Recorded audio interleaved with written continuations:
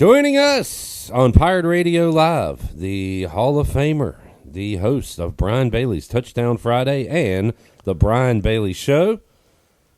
It's a lot of Brian Bailey's, isn't it? Probably too many. Brian Bailey's Pirate Radio Live, presented by Brian Bailey. Bailey is here. What's up, BB? Not a whole lot. Just trying to get through the week and try to get to Thursday and get to Raleigh. See that football game. I told you this during the Brian Bailey Show. That's probably a top 10 episode, I think, all time. To get the names you got on to not only preview NC State ECU, but the walks down memory lane as well. Yeah, and I enjoyed putting it together. I enjoyed talking to the guys and trying to line it up.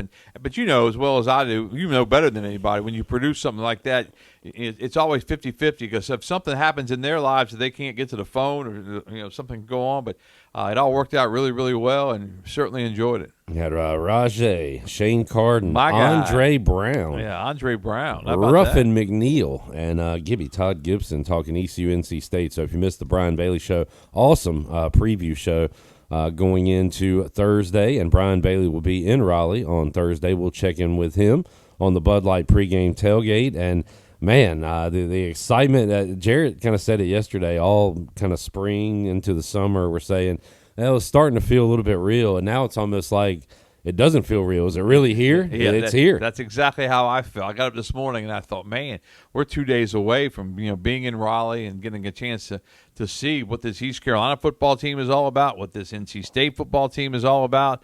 Was the bowl game a fluke? Was the bowl game just a foreshadowing of things to come? The Pirates put together another great effort, and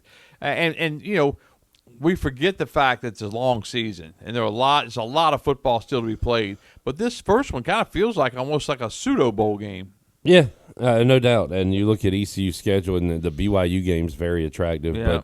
But and you've got Memphis at home, Tulane. You've got some big games, but I mean, it's like the Daytona 500. It's kind of your best game anyway. I'm not going to say the biggest game, but your best game on the schedule is the first one against NC State. And the history of the rivalry, the controversy, and everything that's going on. I mean, it's just been something to watch. The Peach Bowl and everything that happened with that, and in the last year the Military Bowl, because the Military Bowl, I thought the Pirates pretty much dominated play, but then State got hot in that late in that game, took the lead, and you really thought. And I'd forgotten about the fumble that popped loose, and the Pirates ran it back for the touchdown. And Chad Stevens should have been the hero. Yeah, I mean that was it right there, and they overturned it, and that could have been huge because it got overshadowed then with Rajay's run. The line is moving the wrong way if you're a Pirate fan. It is now minus 13.5 and minus 120 for State if you take 13.5. So it might move up to 14 here soon. Yeah, and I'm not sure exactly what's happening with that. There was a false story that came out that I'm not even going to give it enough credit to mention exactly what it was, but a lot of folks think that's one of the reasons the line moved like it did. But it's been proven that it was a false story, and you hate that things like that happen in this day and age. I mean, it's all about a rivalry. It's all about good fun. But when you slander somebody like that, that's really just really hurtful for everybody involved, and there's not a place for it. Well, I hope that's the reason it keeps moving and it up, may not be, so but that's what one of the theories ECU is. Plus even more points. There you go. That'd Take them. fantastic. Take those Pirates. How you feeling about the game itself, Bailey, coming up Thursday night? I think that I'm worried about the Pirate defense a little bit. The Pirate offense, everybody talks about how they've just clicked the whole summer long, and Caden Hauser seems to have so much confidence. And the running back room, you heard Rajay say it on my show, how gifted those guys are. And he said it's not just the first two or three. There's a whole lot of guys in that room that can really play. So I'm looking forward to that. The wide receivers at East Carolina, all talented. So I think offensively, East Carolina can certainly play with anybody on their schedule, and let's see what happens on defense. If the offensive line comes through and really plays well, they're going to have to protect him.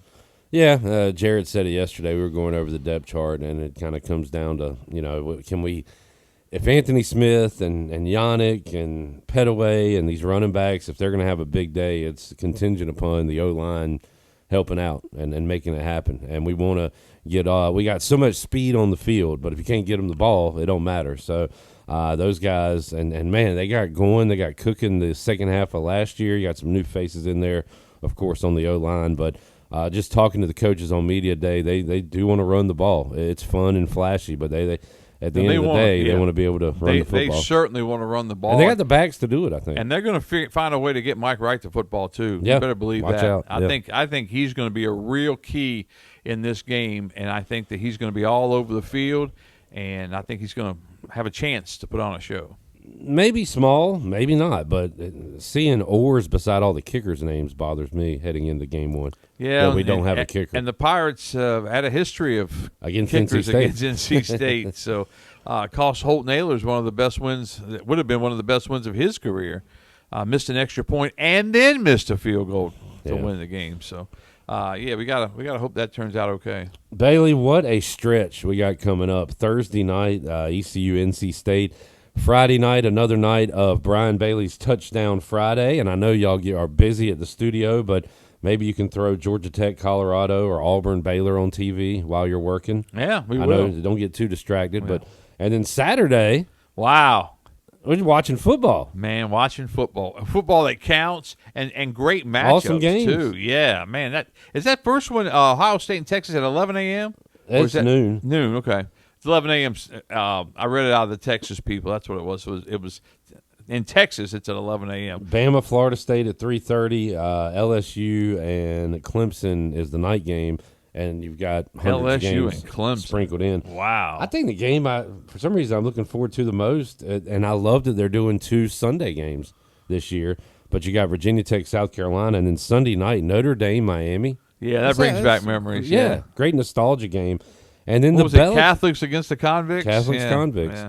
And the Belichick era begins Monday night. Yeah. TCU and North Carolina. So Carolina's an underdog in that game too, right? Yeah, I think by a field goal. Awesome stretch there. And then next Thursday, the Pirate Radio football kickoff party. Are you going, Bailey? Oh yeah, for sure. Good. That means there will be a TV there. Because Bailey's got to watch his Cowboys. Bailey will be leaving shortly after the VIP hours. And I might be leaving with you because I do want to watch Cowboys-Eagles, my 2 most hated teams. Yeah. But first NFL game, I'm looking forward to seeing it just to see. I don't expect Dallas to go in and win. I think they can, but I don't expect it. But I do hope that they go out and they're disciplined, more disciplined than they have been, and that they play tough. And we'll see if that happens.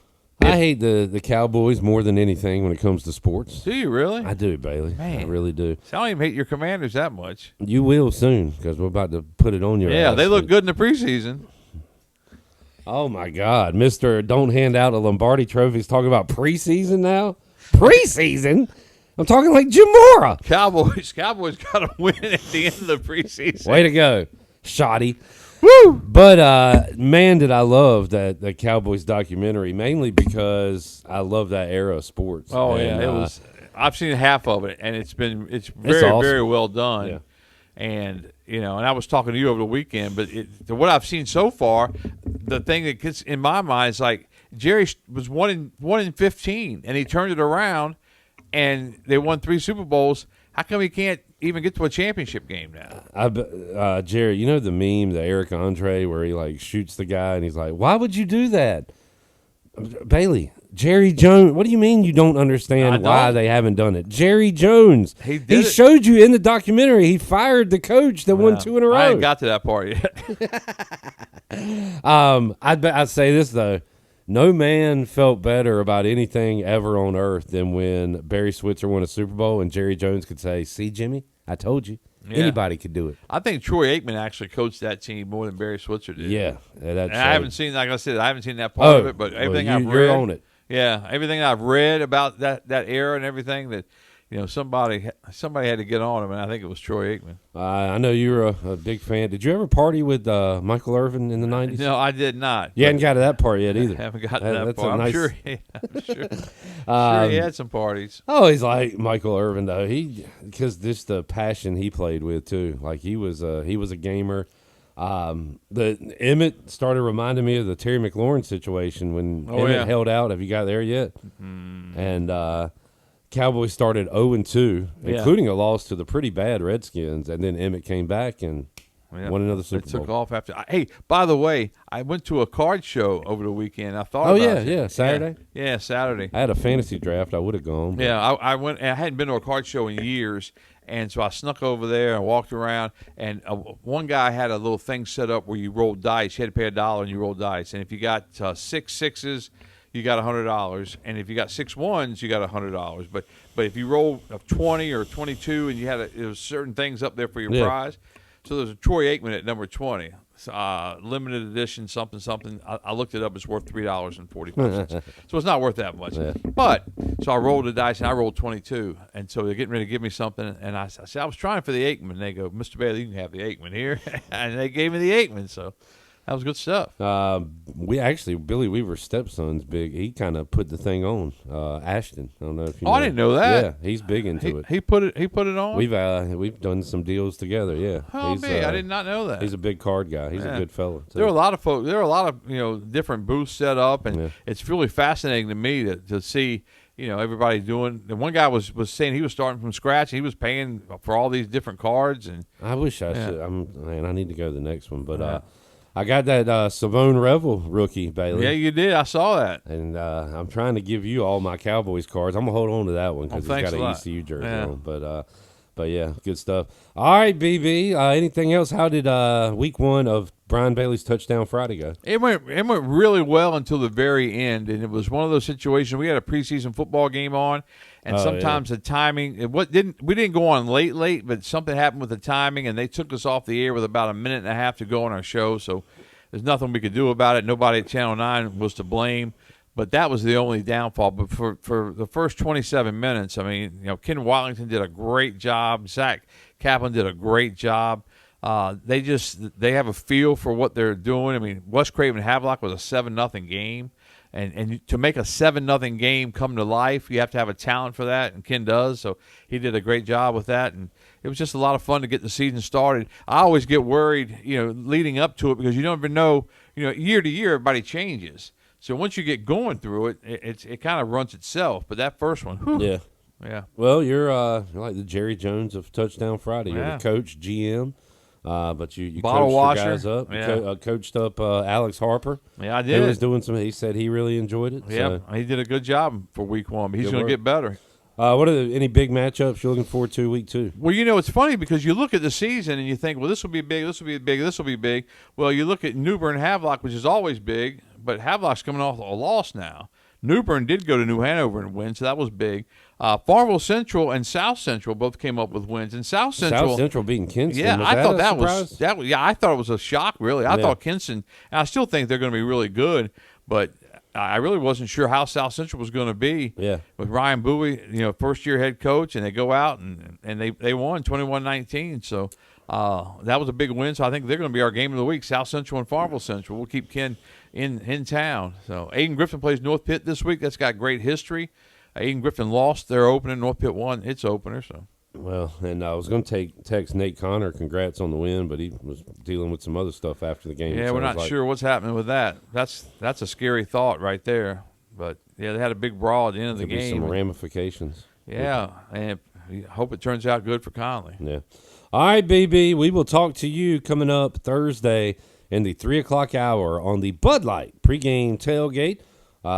We got you doing a Papa John's Pirate Preview. Okay. Yeah, that'll run during the show. That's back, and I'll be there at Carter Finley Stadium. If they'll let us in at 3 o'clock, we'll be near the field, so it'll be good. And, man, check out the Brian Bailey Show. Awesome preview for ECU, NC State, and a walk down memory lane with Ruffin McNeil, Shane Carden, Rajay Harris, Andre Brown, and a great preview from Gibby. Did I hear Gibby say that Doran didn't give ECU fans any red meat? That's what he said. That was a good line. Good stuff. Good line. All right, BB. Thank you, man. All right, thanks.